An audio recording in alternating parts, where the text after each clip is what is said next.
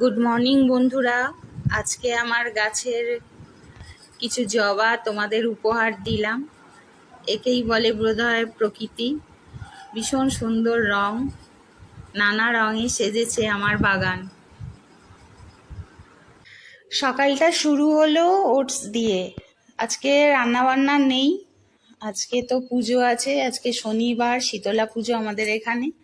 তো ওটসটা রাতে ভিজিয়ে রেখেছিলাম, ওটস, টক দই আর আমন্ড পেস্ট, এর সঙ্গে কিছু কিশমিশ আর 4টে কলা দিয়ে এটা আমার ব্রেকফাস্ট ছিল। তো আজকে আমার কাউন্টারে বেশ কিছু কাজ রয়েছে, কাস্টমার যাচ্ছে আসছে, এরকম করে একটু কাজগুলো করে নিলাম, যেহেতু রান্নাবান্না নেই আজকে। তো সারাদিনই প্রায় একটু কাজ ছিল, কাজগুলো গুছিয়ে নিতে পেরেছি।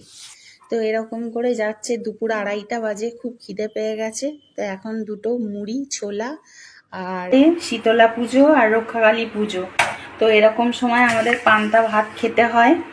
তো এই পান্তা ভাত বা যাই হোক এই সবগুলো আমার বড় ননদ করে এবং আমাদের পাঠিয়ে দেয়।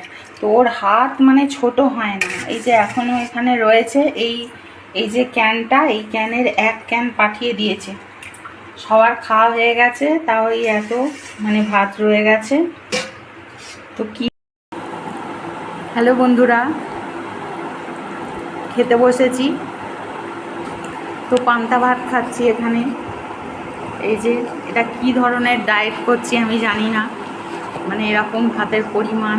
আর এই সব বড়া এগুলো রয়েছে, আর এই আলুর তরকারি, একটা আলু সেদ্ধও নিয়েছি, আর এখানে রয়েছে কাঁচা লঙ্কা।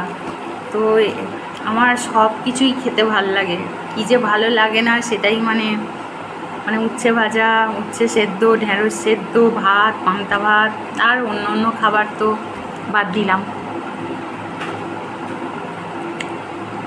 সব খাবারই আমার ভালো লাগে।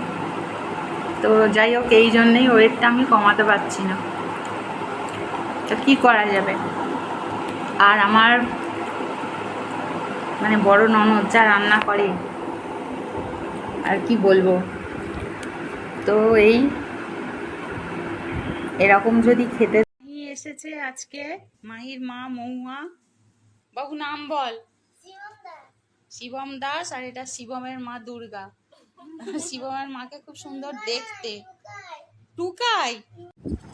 এই মা শীতলা, আমাদের হালদার পাড়ার প্রতিমা। এখানে ঠাকুরমশাই পুজো করছে, পুজো চলছে। তা পুজো শেষ হতে ফল প্রসাদ নিয়ে চলে এসছে।